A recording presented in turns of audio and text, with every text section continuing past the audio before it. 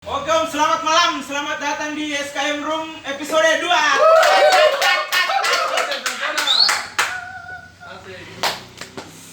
Jadi di episode kedua ini kita akan mengkorek-korek profil Om Erwin JR. Jarang yang tidak kenal, berarti terkenal. Kerik kan? Kerik.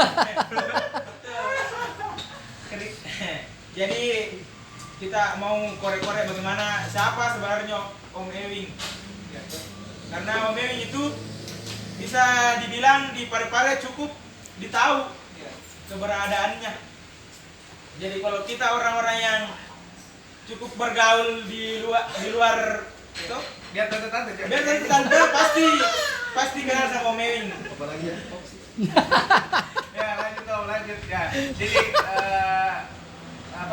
kali ini diminta beberapa menit sama Om Ewing untuk bahas profil tak. Nah, kita mau tanyakan profilnya Om Ewing dari awal sampai titik ini. Jadi bagaimana prosesnya, perkembangannya atau kemajuan dari Om Ewing?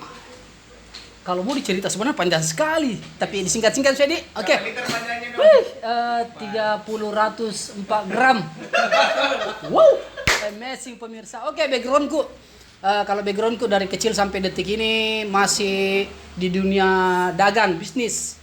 Tapi masalah saya bisnis tidak jelas. Pokoknya intinya bisa jadi uang lah. Apapun itu. Jadi saya mulai dari SD. Bahkan sebelum SD lah. Jadi saya intinya umur berapa tahun? Saya sudah pertama ikut sama Mace jualan. Ada tuh korke, pernah kau tahu korke? Korke kayak sepupunya Mbak Uang apa jalan kote. Nah, sepupu satu kali semua itu. Nah, saya jualan korke dulu di lapangan Makassau. Terus dari awal situ masa kecilku itu enggak jauh dari jualan kecil-kecilan begitu ya. Saya pernah jual es batu, es lilin, apalagi jalan kote. Ada tuh keropok juga yang ada gula merahnya. Nah, itu. Saya pengedar begitu dulu waktu aku masih kecil. Nah, terus SMP break istirahat dari dunia dagang 3 tahun karena saya sekolah di Baranti. Di Baranti Sidrap, SMP Negeri 1 Baranti, saya sekolah di sana 3 tahun. Nah, terus balik SMA ke Parepare, terlibat lagi dunia dagang. Jadi dari SMA itu kelas 1 saya terjun di pelabuhan. Jadi pelabuhan mungkin sekitar 4 tahun kayaknya jualan di pelabuhan itu. Dari jualan Indomie, Pop Mie, jualan Aqua, air mineral gitu. Terus paling aneh itu jualan tempat.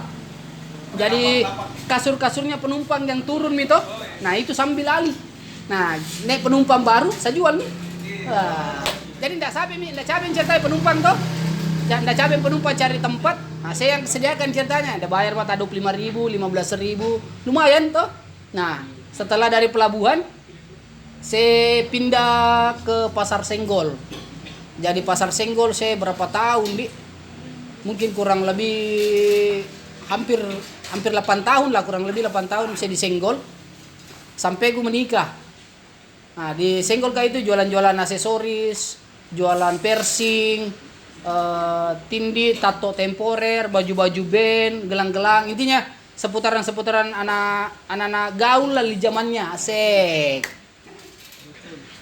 Jadi selama dunia dagang ini Om, dari kecil, dari sebelum SD sampai sekarang, apa yang suka duka yang Om Ewing merasakan? Kalau bicara suka duka sebenarnya banyak sekali. Oh, kalau waktu gue kecil, saya ingat sekali itu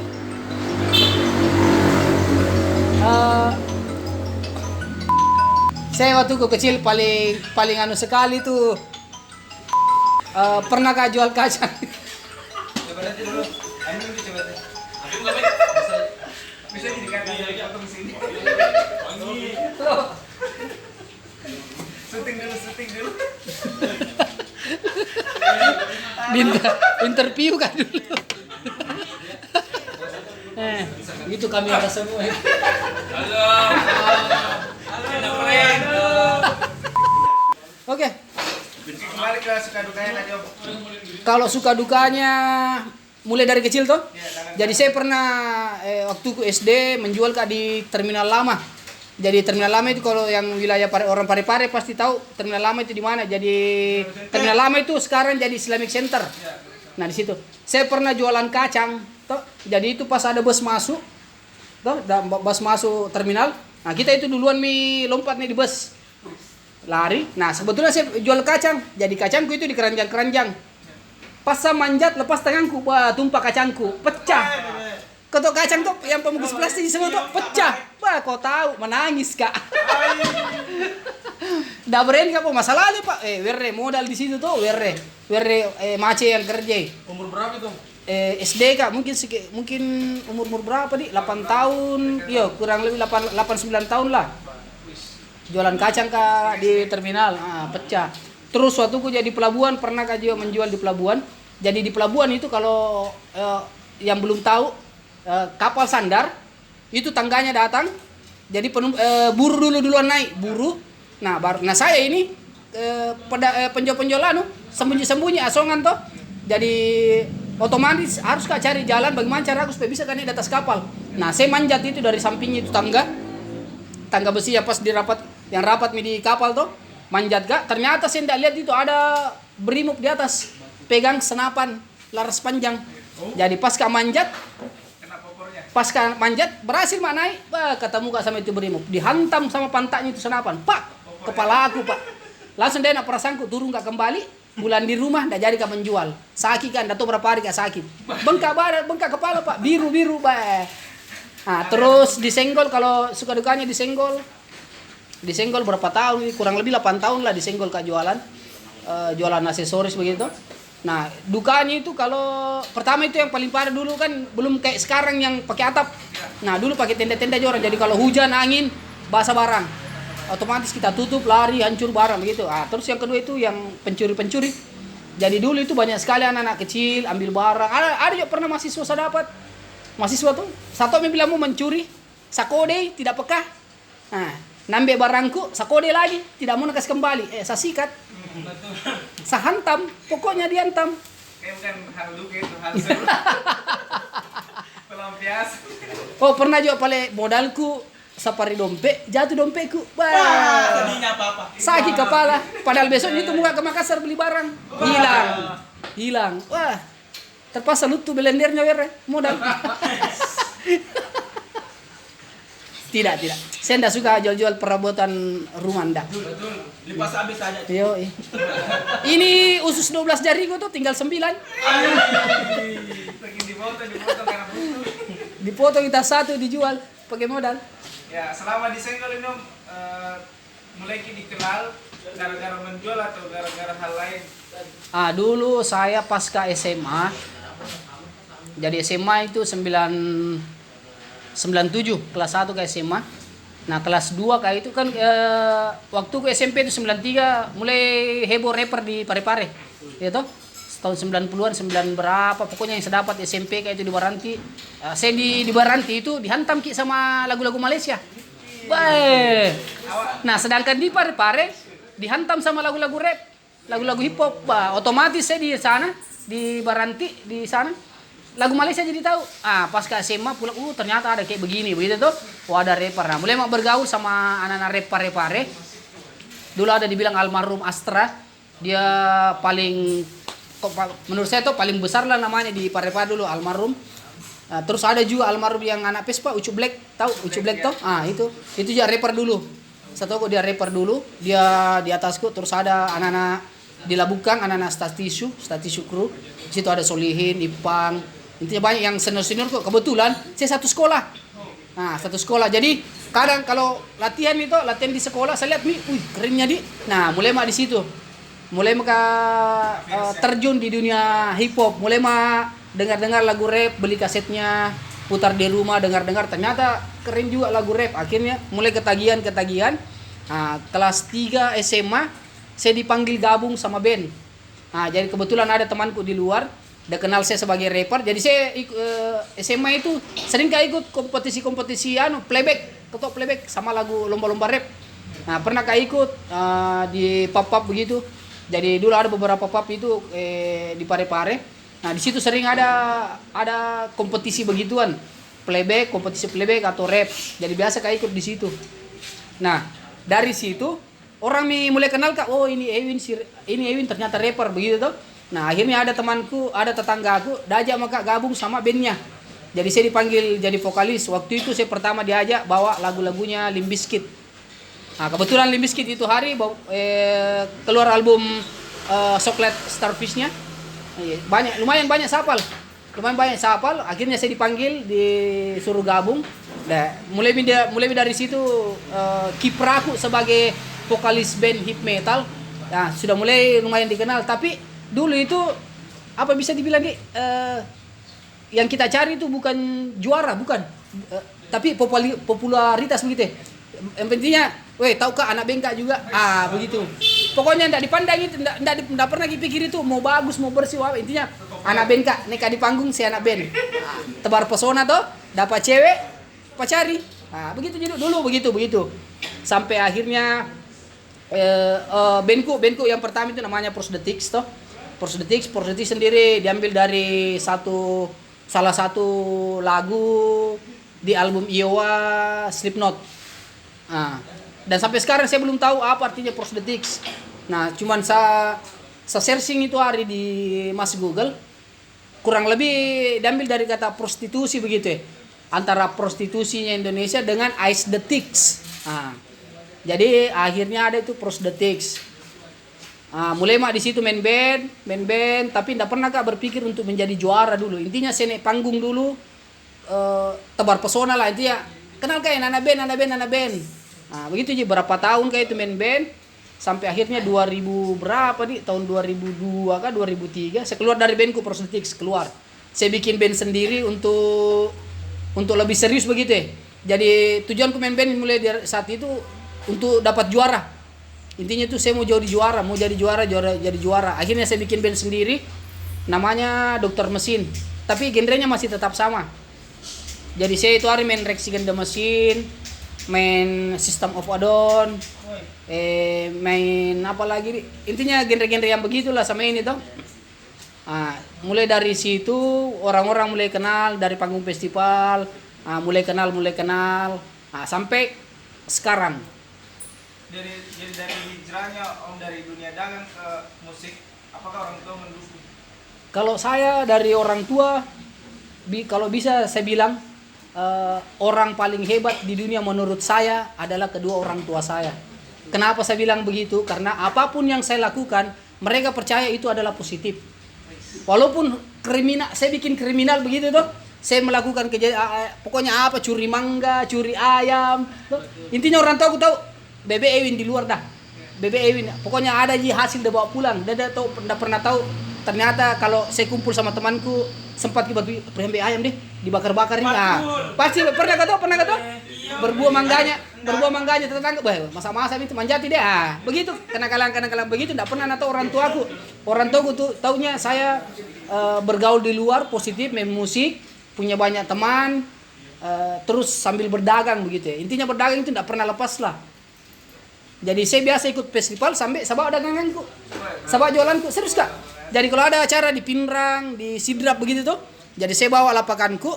Sementara saya tunggu bandku dipanggil, biasa menjual kak dulu. Melapak kak dulu. Jadi saya jual tidak jauh dari dunia musik lah saya jual. Stick drum ada, baju band ada, intinya aksesoris ada. Jadi saya memanfaatkan momen lah begitu ya. Jadi masih dalam dunia dagang ini Om. Kan rata-rata juga itu orang kenal Om Ewing karena Antwin toh. Siapa yang tidak kenal Antwin kalau pada Ya. dan sebutannya. Jadi kapan sneaker pertamanya? Kapan kita mulai rintis Antwin? Nah kalau bicara tentang Antwin, sejarahnya Antwin lagi nih dia. Jadi dulu waktu 2010 saya sempat jual cakar di Senggol tau gitu.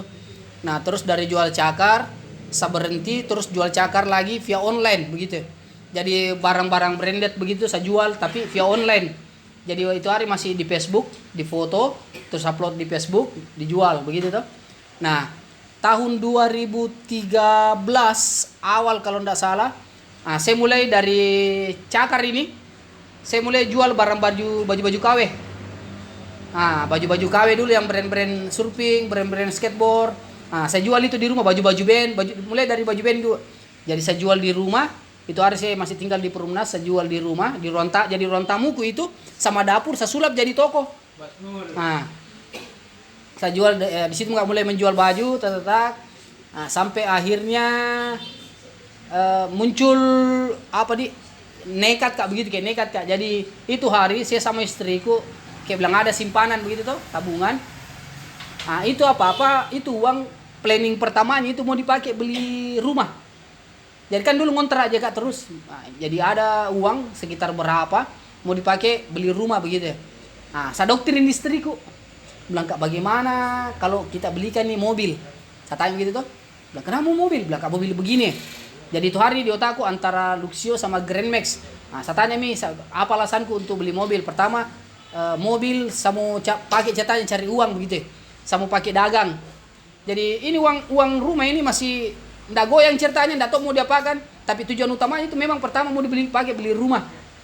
Skala perumahan lah begitu tuh, BTN dalam mobil itu. Nah, akhirnya saya yakinkan istriku, bilang bisa kayaknya dibelikan mobil. Nanti ini mobil dipakai cari uang lagi. Begitu tuh. Jadi saya menjual pakai mobil di pinggir-pinggir jalan. Nah, nanti hasilnya ini mungkin kalau ada rezeki lebih besar bisa beli rumah, katanya begitu. Nah, terus katanya bilang kalau di rumah kan memang dulu saya di rumah itu bisa dihitung jam. Intinya saya pakai mandi, saya tempati mandi sama saya tempati tidur. Jadi saya makan itu kadang bisa dibilang dalam 1 tahun itu mungkin pernah kak masak di rumah mungkin sekitar 5 kali 6 kali. Masak di rumah. Sisanya itu makan di luar. Jadi kadang saya bilang tuh jam 12 malam kak pulang di rumah. Tuh. Jadi istriku menjual jam 12 malam kak pulang kak di rumah jam 12 malam tidur. Nah, jam 10 pagi itu keluar rumah. Keluar rumah pergi menjual jam 11 12 malam kembali lagi. Intinya begitu aja perputaran hampir tiap hari. Nah, begitu aja. Nah, akhirnya saya mulai menjual di pinggir jalan. Jadi pertama saya jual itu masih baju KW sama baju band. Nah, terus merembes ke clothing. Nah, kebetulan saya ke Makassar ada acara apa Rokini Slebes kah atau apa kah. Nah, kebetulan situ ada acara clothingnya. Nah, datang ke sana tanya-tanya brand, belajar brand, tak. Hasilnya saya order. Saya coba bawa ke Parepare, saya jual. Oh, laku keras. Mulai di situ.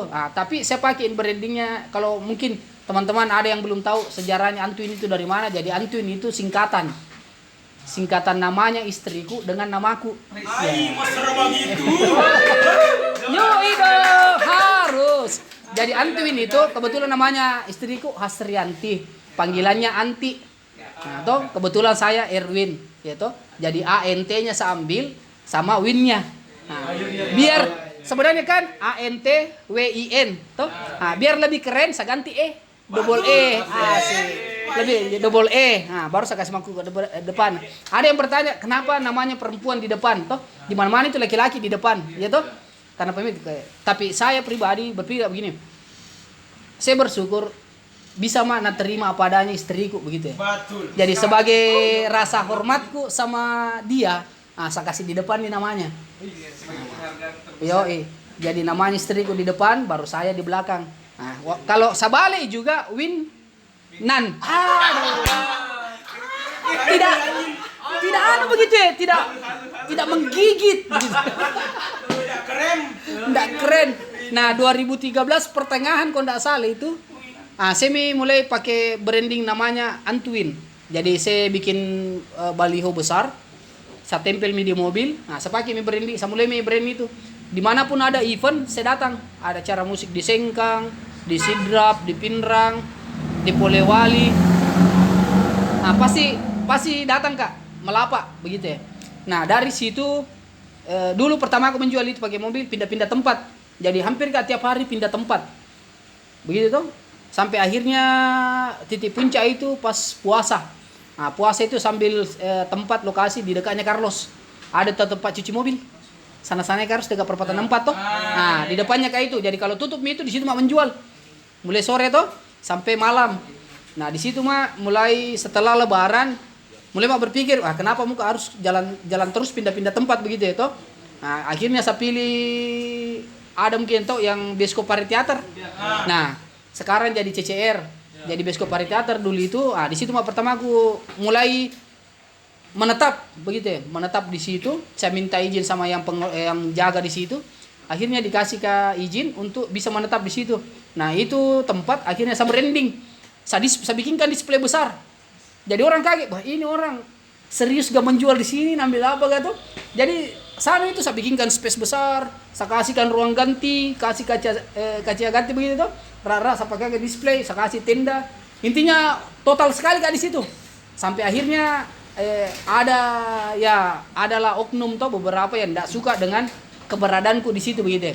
Jadi biasa kak sering kak naganggu, ke anak-anak juga naganggu, tapi saya bilang selama ndak ada sentuh kiji pakai kekerasan toh, cuekin mi toh.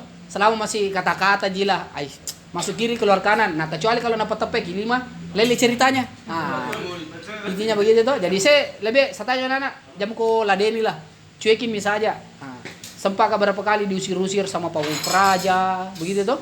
Ditegur, tidak boleh jualan di sini deh, tidak boleh pakai badan jalan. Nah, akhirnya naik di trotoar, ditegur, tidak boleh pakai trotoar deh, itu anunya pejalan kaki. Ke belakang kebetulan space-nya itu alamannya itu Pariteater lumayan luas lah. Nah, akhirnya saya mundur sampai ke belakang, tapi mobilku tetap parkir di jalan begitu. Saya buka pintu belakangnya, menjual maka di situ.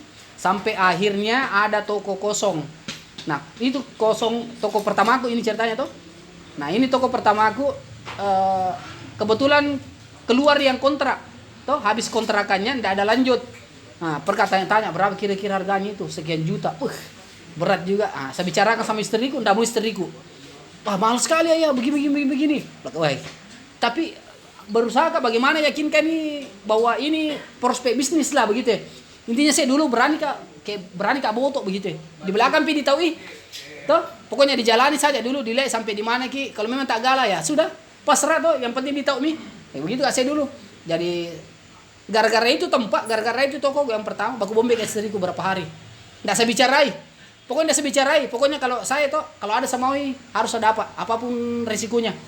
Kalau ada sama kalau saya pribadi tuh, kalau misalnya muka begini, saya usahakan diriku dapat. Sebagai kepala keluarga nih Om, sebagai kepala keluarga, bagaimana cara tak bagi waktu tak dengan keluarga sama pekerjaan tak? Kalau keluarga sama anak, kebetulan sampai detik ini dari awal nikah sampai sekarang 4 nih anakku. Kencang toh. Woi, mamanya. Kalau bilang mau bagi waktu bagaimana begini, banyak mungkin yang enggak tahu kalau selama ini anakku itu dari lahir sampai besar itu sama macekku tinggal. Nah, jadi saya sama istriku itu kayak pengantin baru kak terus begitu. Jadi tidak ada belum ada anak. Jadi kadang berdua juga terus di rumah, kecuali libur ya. Misalnya hari Sabtu sekolah toh. Pulang dari sekolah biasa ke rumah mi anakku. Tapi dulu waktu ku di toko pertama itu anakku pernah tinggal serumah gitu, cuman tidak lama. Akhirnya dipanggil kebetulan macekku suka juga anak-anak toh, jadi dia yang minta jadi 3 anak itu besar sama Mace. Nah anak keempat ini mertuaku mulai minta toh, jadi kasih desa. Itu belum baru mau dicari, kayaknya pindah mama. Ngerinya.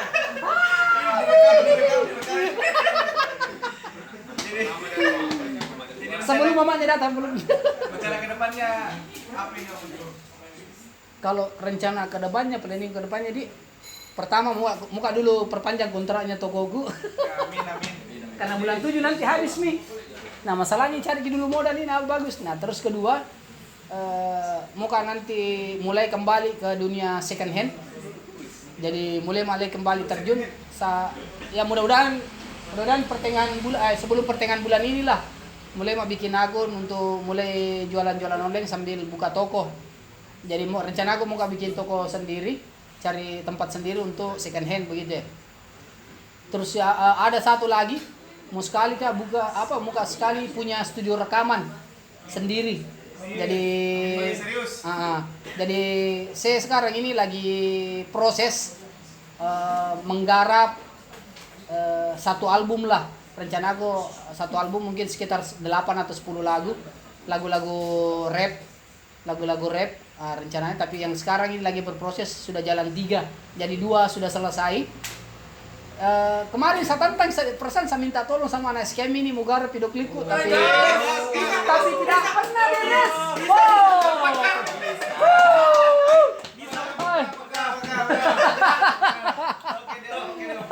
Jadi ini sebuah kalimat motivasi untuk anak-anak milenial sekarang. Kalau saya apa nih? Pertama itu kalau bagi saya tuh lakukanlah sesuatu yang sesuai dengan passionmu, backgroundmu begitu. Bisa dibilang Jangko dibilang apa sih? Jangko selalu mau ikut-ikutan jadi orang lain. Belajar untuk menjadi dirimu sendiri begitu. Jadi saya saranku kalau misalnya ada apa nih? Kayak bakat tak atau apa tak dalam diri atau itu yang kita kembangkan. Terus yang kedua itu jangan kita takut untuk memulai. Ada tuh biasa orang mau mulai tuh, enggak ada modal, bagaimana kalau begini, enggak. Kalau saya hantam dulu nih.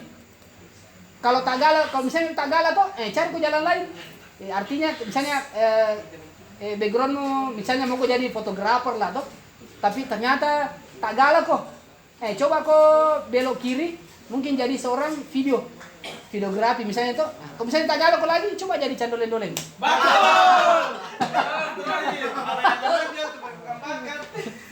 Ataukah mungkin kau seorang apakah barista, capster, tukang cukur tuh. Coba kau gali apa yang ada dalam dirimu, potensi yang kau punya itu harus kau kembangkan begitu. Jadi saya suka misalnya kau anak backgroundmu Vespa, saya suka Vespa. Karena aku tidak mau coba-coba terjun di dunia bisnis tentang Vespa begitu. Walaupun sekedar onderdilnya aja dulu. Ataukah fashionnya ada tuh maksudnya pakaian-pakaiannya tentang dunia Vespa. Tahu gitu, ada emblem kan bisa dijual, pin gitu tuh, atau apakah aksesoris tentang Vespa, itu bisa nanti kau kembangkan sampai besar begitu. Kalau kau terlepo di situ, belok kanan kau, mundur kau sedikit, mengatrek kau sedikit, baru belok kanan. Siapa tahu belok kanan itu ada usahamu yang lain yang bisa kau kasih besar kau begitu. Intinya jangan kau takut untuk memulai. Betul. Kalau saya suka ke perempuan, jadi bis perempuan di sini. Ada perempuan kak? Ikut dong. Om, sebelum kita tutup SKM Room episode 2 ini, ada selalu pertanyaan tuh kalau Om Ewing saya lihat. Suka tanya nggak outfitnya Om Ewing ini? Mungkin banyak orang juga penasaran sama caranya Om Ewing kalau keluar. Betul. Jadi malam ini ya, kita bisa. Jadi kalau saya tuh kalau kau tanya tentang outfit di saya, walaupun saya ceritanya orang clothingan tuh, ada brandku sendiri namanya Antwin, saya punya toko clothing juga, brand-brand di dalam tuh ada, tapi saya lebih suka pakai cakar. Jadi mungkin seandainya dari sperma kak ada memang cakar, bisa bercakar, mungkin cakar memang di situ. Jadi terjun kak di cakar itu mulai ke SMA, kalau nggak salah SMP kak. Pakai cakar mak di situ sampai ku buka toko, ada distro, ada clothingku, ada brandku sendiri. Sampai sekarang saya masih pakai cakar. Nah kalau kau tanya outfitku tuh, jadi saya pakai Nike Dari atas dong. dari atas. Dan Ayo. lupa lupa mereknya ini. Iya. Ayo. Oh ini brandnya Popular Nerd. Oke. Cakar juga. Cakar. Saya beli ini 50.000. Di mana? Di Senggol dong. Dia senggol dan cakarnya. Terus crewneck. Crewneck hah? Ada dalaman. Ada, cakar semua. Pokoknya crewneck H&M, H dan M kau tahu tuh H&M. Saya beli 50.000 juga di Senggol. Betul. Terus celananya saya beli di Polewali 50.000 juga. Terus Wais. Malu kasur. Masalahnya bantan ini. Jangan bahas ini daerah perasaanku. Terus sepatuku saya beli di Senggol. Baik, Nike Lebron. baik gerinya. Lebron apa ini, Dik? LRJ underscore SX 1617 150.000. Anjay, ale. Kos kaki 5.000 rupiah, no brand. Boxer Merosot. Sampai ini. masih ada gitu brand. Tommy Hilfiger 25.000. Cincin, wah jauh sekali saya beli dia ini. Wah, jadi waktu aku pergi ke Jakarta jalan-jalan, nih ada sedapa 35.000. Anjay banget. Terus baju kaosku pemberian. Jadi baju kaos ini Delicate Society. Pemberiannya Austin, BJ Austin. Jadi ini Delicate Society kayak warkop juga, kafe lah kafe. Iya. Ada lagi? Oke, mungkin Westbackku, nemu tanya Westback. Tetap nih Westback cakar 35.000. anjay. Dia tambah tempat kartu New Balance 10.000. Apa pi? Bisa nggak jadi tawakan atas? Kenapa? Intinya kalau mau kok dapat brand-brand Hypebeast toh yang sekarang kalau masuk ke Senggol datang kok jam 4 atau setengah 5 paling lambat ini nah. Jadi baru orang mak gatung datang memang mau. Kenapa? Karena kalau di Senggol itu orang itu bongkar baru di rumahnya terus dihangar di bak persenggol. Nah, tapi kalau aku hunting, thrifting tuh kalau aku thrifting ke luar daerah kok kayak ke Sengkang, ke Polewali, ke Mamuju, ke Baru, Sidrap, Rapang begitu tuh. Nah, di situ harus kok pagi-pagi jam 7, setengah 8 harus ada kok di pasar, kecuali Sengkang kalau Sengkang pasar malam. Jadi mungkin situ mulai kok jam 4 sore kalau di Sengkang.